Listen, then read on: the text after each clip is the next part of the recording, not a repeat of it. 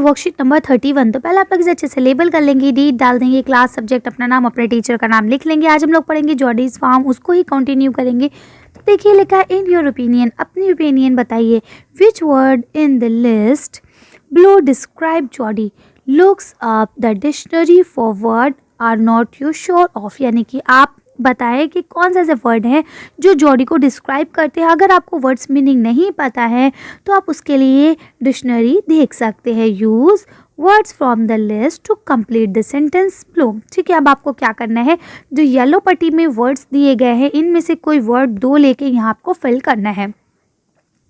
तो आप जैसा कि जानते हैं यहाँ पे कि काइंड हार्ट, देखिए यहाँ लिखा I think the Jordi was kind hearted, यानी कि वो रहम दिल था। ठीक है, तो काइंड हार्टेड तो यहाँ आ गया कि वो रहम दिल था। ठीक है, स्कैरी मतलब होता है डरा हुआ, केयरलेस मतलब होता है जो सावधानी से काम ना ले। ठीक है, जो किसी की परवाह ना करे। हार्टलेस जिसके पास दिल ना हो। ठीक है, यानी जिसके अंदर दया ना हो बिल्कुल भी, उसे कहते हैं कि आप हार्टलेस हैं। ठीक, तो अब ये सब तो जॉडी नहीं था, क्यों? क्योंकि वो तो बहुत ज़्यादा केयरिंग था और वो उसके लिए बहुत ज़्यादा, जो फ़ॉन था उसके लिए बहुत ज़्यादा केयरिंग था कि किसी सूरत से वो मुझे मिल जाए।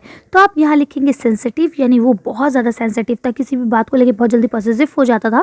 ठीक है, और इसके अलावा लिखेंगे रिस्पॉन्सिबल, यानी कि वो अपनी जिम्मेदारियों को अच्छे से समझता था। ठीक है, तो जॉडी के लिए यहाँ पे जो 2 वर्ड सुटेबल है वो कौन कौन से, नंबर 1 सेंसिटिव और दूसरा है रिस्पॉन्सिबल। ठीक है, तो आप लोग लिख सकते हैं आसानी से, कोई प्रॉब्लम नहीं है। तो दोनों वर्ड्स यहाँ आ जाएंगे। नेक्स्ट क्वेश्चन आपका लिखा है who said the following lines in the lesson, यानी ये लाइन लेसन में किसने कही। दिस इज जॉडीज फॉन, किसमें, कौन से लेसन में, जॉडीज फॉन में। Right your answer in the blank below, यानी कि जो नीचे जगह खाली दी गई है उसमें आपको अपना आंसर लिखना है। तो देखिए पहला जो लिखा है you are smarter than boys of your age, यानी आप अपनी उम्र के बाकी लड़कों से ज़्यादा समझदार हैं। तो ये किसने कहा था, ये जॉडी के पापा ने यानी पैनी ने कहा था। ठीक है, उसके बाद नेक्स्ट आपका लिखा है nothing in the world comes quite free, यानी इस दुनिया में कोई भी चीज़ ऐसी नहीं है जो हमें फ्री में मिल जाए। तो वो किसने कहा था, वो तो डॉग विल्सन ने कहा था। किसने कहा था, डॉग विल्सन ने। ठीक है, उसके बाद नेक्स्ट जो लिखा है but I am afraid to leave you boy, लेकिन मैं तुम्हें अकेला छोड़ते हुए डर रहा हूँ। ये किसने कहा था, ये जंगल में मिल विल्सन ने कहा था। मिलविल जो थे, जो उसके साथ जंगल गए थे, उन्होंने कहा था। ठीक है, तो आप इसको आसानी से लिख सकते हैं तीनों के नाम। पहला वाला पैनी ने कहा था, दूसरा ने डॉग विल्सन ने कहा था और तीसरा वाला मिलविल ने कहा था। लिख लेंगे। चलिए आगे बढ़ते हैं। यहाँ नेक्स्ट आपका क्वेश्चन लिखा है let us recap the lesson. चलिए अब हम लेसन को दोबारा से रिवाइज करते हैं by fill in the blanks. ये फिल इन द ब्लैंक्स की मदद से ये आपकी पूरी एक तरह से समरी है using the hint in the bracket, और ब्रैकेट में आपको हिंट भी दिया गया है, उसकी मदद से आपको ये पूरा करना है। ये जो आपको नीचे फिल इन द ब्लैंक्स दिए गए हैं ये एक तरह से आपके चैप्टर की समरी है। तो देखिए पहला आपको यहाँ लिखा है Jody's father was bitten by a, तो क्या आ जाएगा, रैटल स्नेक, यानी उनके पापा को सांप के द्वारा काट लिया गया था। सो ही किल्ड आ, तो क्या आ जाएगा, डो। ठीक है, to save himself from the poison, यानी उन्होंने एक हिरन को मारा अपने आप को बचाने के लिए। तो यहाँ पहले में क्या आएगा, स्नेक, SNAKE स्नेक, दूसरे में आएगा डो, DOE डो, उसके बाद लास्ट में आएगा पॉइजन, POISON पॉइजन, पॉइजन माने जहर। ठीक है, तो देखिए यहाँ आपको क्या किया गया, ये देखिए 2 ये दिए गए, अब इनमें से कोई एक इसमें आएगा। 2 ये दिए गए, इनमें से कोई एक इसमें आएगा। यहाँ 2 दिए गए, इसमें से कोई एक इसमें आएगा। ठीक है, तो यहाँ एक साथ दे दिए गए हैं। तो पहले वाले में जो आपका आएगा वो क्या आएगा, इसमें आएगा स्नेक, दूसरे में डो और तीसरे में पॉइजन। ठीक है, तो इस तरह से आप तीनों लिख लेंगे, कोई कंफ्यूज होने की ज़रूरत नहीं है बेटा। अगर कुछ समझ में नहीं आता है तो आप वीडियो को थोड़ा सा रिवाइंड करके दोबारा देख लें। नेक्स्ट आपका दिया गया पैनी कुड नॉट से, तो पैनी जो है उसको ना नहीं कर पाई, no.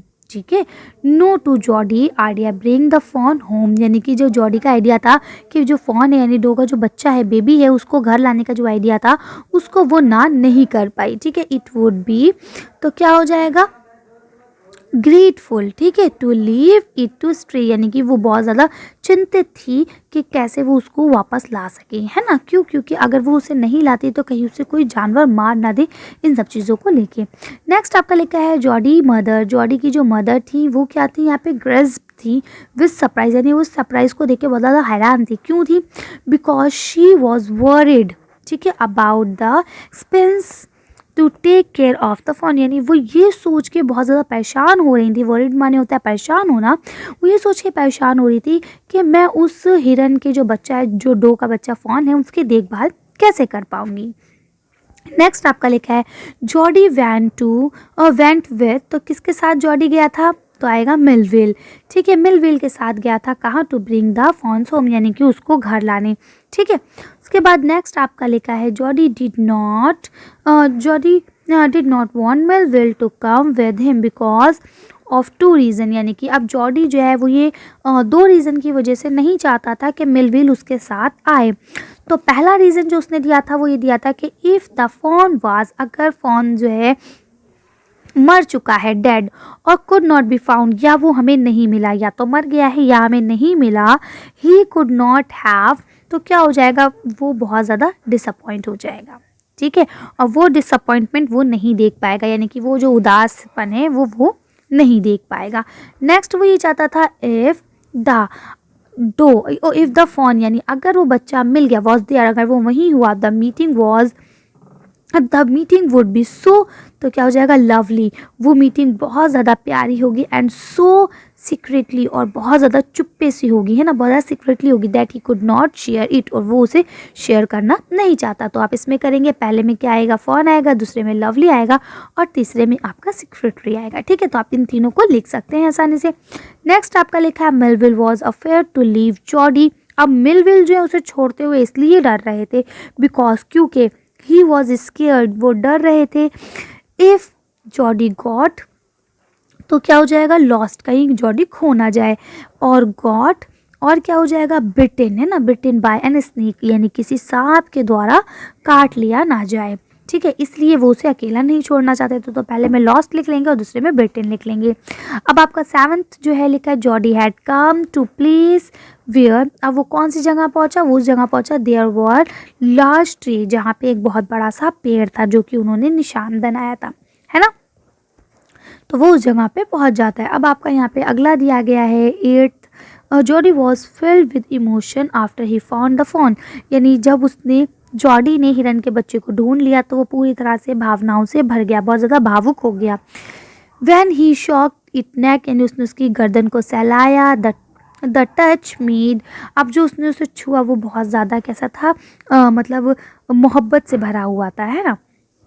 When he realized that it was his phone now, इन उसे पता चल गया, तो उसे यकीन हो गया था कि उसका जो फ़ोन है वो उसे मिल चुका है। He was light headed with his, तो क्या आ जाएगा, जॉय, यानी उसे बहुत ज़्यादा प्यार से, बहुत ज़्यादा हर्ष के साथ, उत्साह के साथ उसने उसे छुआ। अगला क्या लिखा है, finally he brought the fawn, यानी उसने फ़ोन को लिया इनटू द हाउस, और वो अपने घर वापस चला गया। लास्ट आपका लिखा है ही टुक इट टू द, तो ये कहाँ ले गया, उसे किचन में ले गया, and feed with milk bye, तो उसने किससे पिलाया, डिपिंग हिज फिंगर, अपनी उंगलियों को दूध में डिबो के, है ना, dipping his finger in the milk and twisting them into the phone मुंह, और उसके बाद उसने क्या करा, अपनी उंगलियों को दूध में डिबोया और फ़ोन के मुंह में बार बार दी। He looks after it like अब मदर, उसके बाद वो उसे एक माँ के रूप में देख रहा था, है ना, जैसे एक माँ होती है उस तरह से वो उसे देखने लगा था। चलिए, तो आज की वीडियो को हम यहीं ख़त्म करते हैं। आज की वर्कशीट में इतना ही। मैं उम्मीद करती हूँ आप लोगों को समझ में आ गया होगा। अगर आपको कहीं भी कन्फ्यूजन होती है तो आप लोग पूछ लेंगे। फिलहाल पहले में यहाँ पे क्या आएगा, किचन, दूसरे में डिपिंग और तीसरे में मदर। ठीक है, तो आप इसे लिख लेंगे आसानी से। चलिए, तो आज की वर्कशीट को यहीं ख़त्म करते हैं। आज की वीडियो बस इतना है। अगर आपको हमारी वीडियो पसंद आई हो तो प्लीज़ लाइक और शेयर करें। अगर अभी तक आपने हमारे चैनल को सब्सक्राइब नहीं किया तो प्लीज़ हमारे चैनल को सब्सक्राइब करें। Thank you for watching.